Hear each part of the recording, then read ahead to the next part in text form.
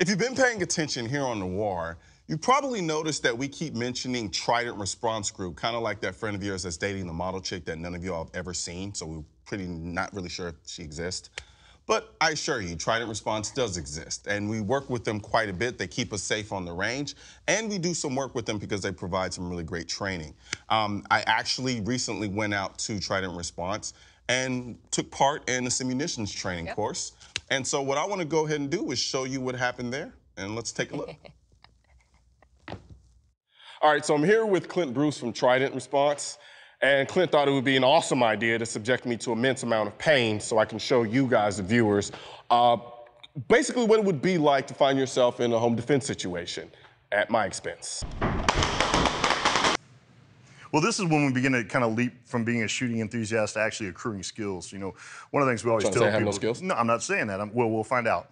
We'll see how you do.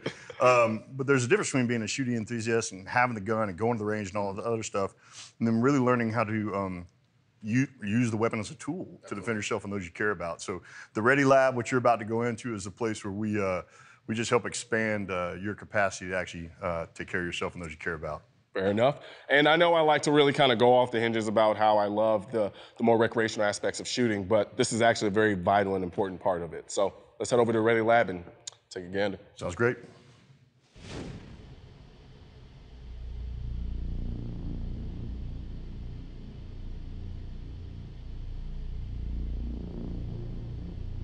You can't maintain that vigilance that long, so we're going to wait out here a little bit, let them fatigue, kind of figure out, hey, they'll come in whenever they want to, because that's a more approximate scenario right there.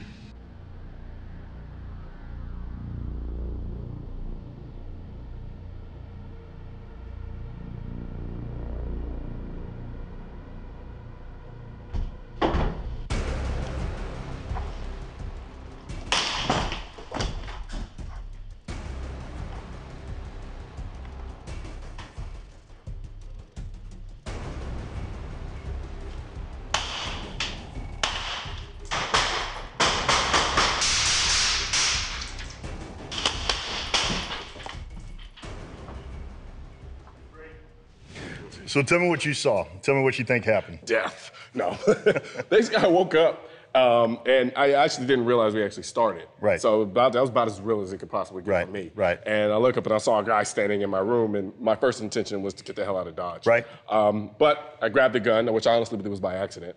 And as soon as I did that, all I remember seeing him, some other movement, and then just my first instinct was just find the first way to get out. Perfect. And once I finally found myself in a situation where I was between the two doorways, I knew there was more than one. So I was kind of thinking, okay, I'm not sure if they're going to charge me at this point, if they're just both going to come out shooting. Right. So I kind of positioned myself in between the two doorways so that I could try to deal with it to some extent. When that didn't happen, I was like, all right, I just need to get the hell out of this house. Right. But then I was also worried about if I cross that door path, am I going to get shot? So I waited for a second and then tried to sprint through. Right. Once I realized I made it to the other side, I figured I had an advantage because I had my back to the wall. Right. Then at that point, I could kind of utilize some angles to see if they would come out. And at that point. So when did you get engaged? Do you remember? No. Okay. So you just know you got engaged, so you started you started turning and giving it back. So a couple things that are really good. One, when you came out, you said, you know, I didn't hear the thing right away and I didn't respond right away. Well, you're never going to. You're never going to, because what we do is we typically explain away everything that we're hearing as that, well, it must be, because we don't want it to be someone in the room with us. Yeah. Second thing you did is you moved off the bed right away and began to figure out what's going on in the environment. And you did, you almost turned and walked out, but you remembered you had, you know, your tool, your weapon there that you could, because you also know, you didn't know what was beyond that. Yeah. And then what was really interesting is you came out in the hallway, your recall is actually really right on, other than once you got past that kind of no good answers hallway and you finally made a move, that's when the engagement came on. Your first shot, when you came back, was right there. So that was your first return fire shot. And so the reality is did you really have time to aim? Did you get up on the weapon? Did you slowly exhale and get up on the front side post? All I remember was I tried to engage him through the crack of the door. Right. And then when he realized I was shooting at him and he came around, all I remember seeing was the mask. So I just pointed and fired. Right, so your body fought, not the gun. So it's, again, what we're saying is you kind of weaponize yourself when you have to. The weapon's just a tool, the gun's just a tool. Your second shot, your first shot was that's a fatal shot, and your second shot was right in the lower rib cage, right on the left-hand side. So you put two shots right on top of each other, And then as soon as he turned, you actually made a third shot. You threw a nice 3-round burst. You weren't thinking about it that much. You ready to reload? Am I? Yeah, you're ready. I'm not in there. Have fun. Well, yeah, this should be interesting. Okay, Especially good deal. now. Good deal. Thanks. So 3 guys come in, mess with a room. 1 guy go back in the hallway. 1 guy penetrate into the bedroom, and let's see what he does from there. Cool? All right, ready on?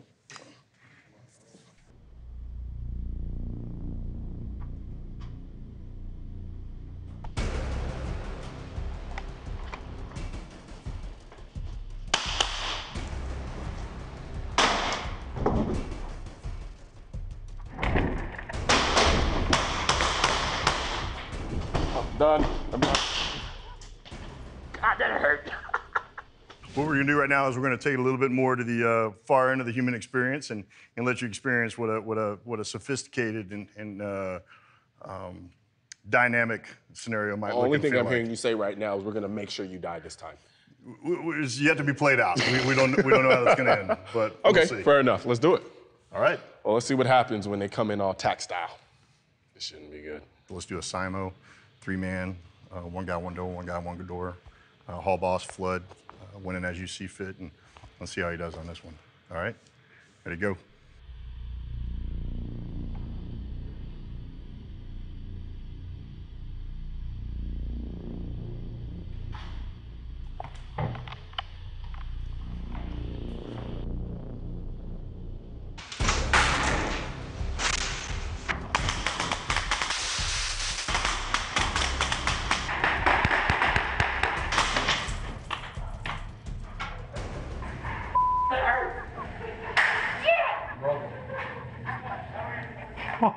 I had to get Aaron back. So we're here with Clint Bruce, former Special Operations Officer from Trident Response. How's it going, man? It's going really well. You did great. I was really impressed. You know, Thank you.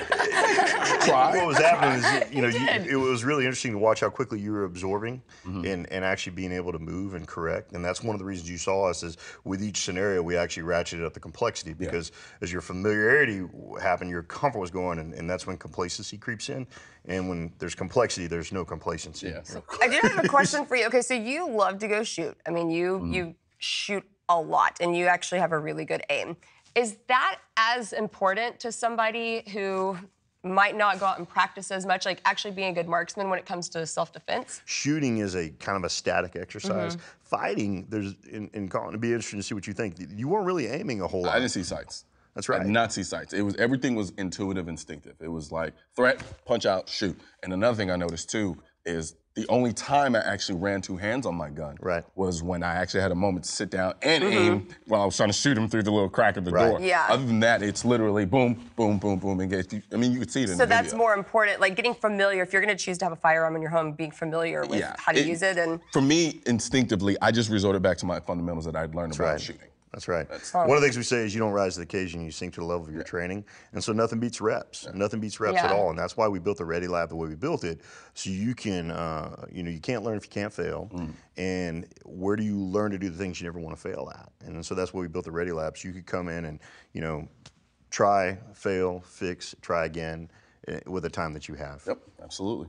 what's some other things they can do to be ready? You talk about being ready a lot. Yeah, ready is pretty much our favorite word because ready is what it is. It's a totally relative feeling. Your ready is different than your ready is different than my ready. And one of the ways, do your thinking when you can think so you can do your doing when you must do.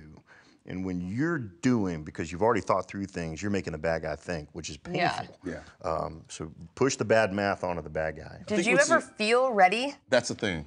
I think it's important to distinguish between the concept of being ready and I'm always ready. Right. You know, because that's not sustainable. That's not realistic. It's not realistic You at wouldn't all. sleep at nighttime. That's right. Which is odd to me in a lot of ways. You know, when some anti-gunners are like, "Oh, just paranoid, delusional, so just always ready for a fight." No, half the time I wake up in the morning, throw my gun on me, and go about my day. Yeah. It's just when the moment arises, I'm familiar with it, and I'm already ready to deal with it. We call that the speed to ready. We're always trying to increase the speed to ready. And what I mean is how fast can I go from normal to ready? And that's interesting because afterwards when people were asking me like, what did you learn from it? Yeah. You know, and one of the things I said, I've become a little bit more comfortable with the chaos. Right. Meaning that the next time I see it, it wasn't the first time I've seen it. So now I will respond quicker instead of sitting in a zone of, oh my God. And it's not that happening? you're comfortable with chaos, it's just you're comfortable exactly. with your ability to handle chaos. Exactly. That's the deal. So your speed to ready was increasing.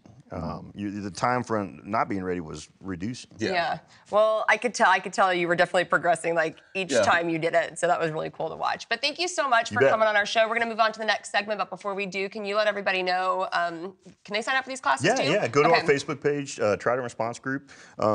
Like us, do the strange and mysterious things people do on Facebook, and we'll reach out to you. Okay, wonderful. And you have offices in other locations as Dallas, well, too? Waxahachie with our great partners at ETTS, and then all over the United States, we know who the best trainers are, best coaches, and we'll introduce you to them. Well, you guys go check them out. They're a great group of guys. So thanks again. You bet.